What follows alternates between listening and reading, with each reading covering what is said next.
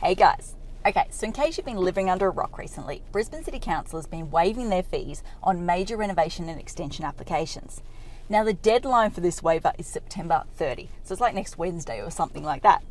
As a result, everyone at the moment is running around like headless chooks, just going crazy, trying to get proposal plans ready to lodge before the cutoff date.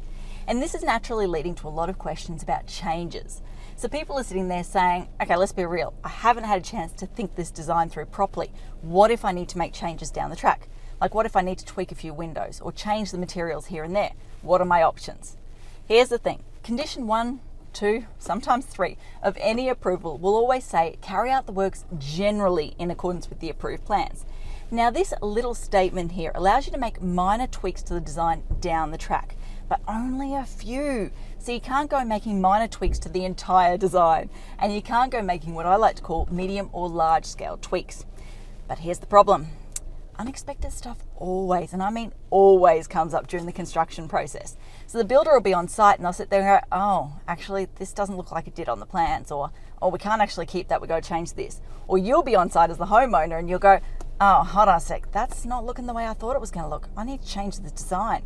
You need, and trust me, you need to save the GIA provisions to allow for those sort of scenarios, the unexpected stuff.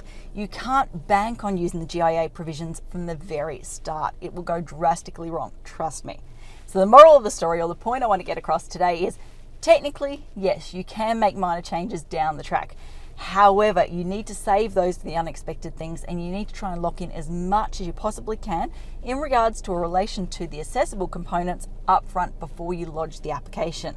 Otherwise, there is a very good chance you're going to have to come back around and do a modification application down the track, and you're going to end up spending more money than you would save on the council fee waiver in the short term once you allow for council's modification fees, private planning fees, design change fees, blah, blah, blah, blah, blah. You get the idea.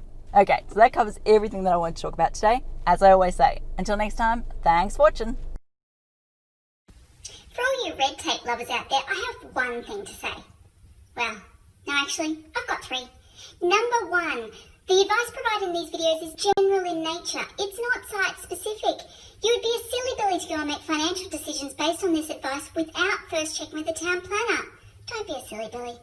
Number 2, Brisbane Town Planning is in no way linked to Brisbane City Council.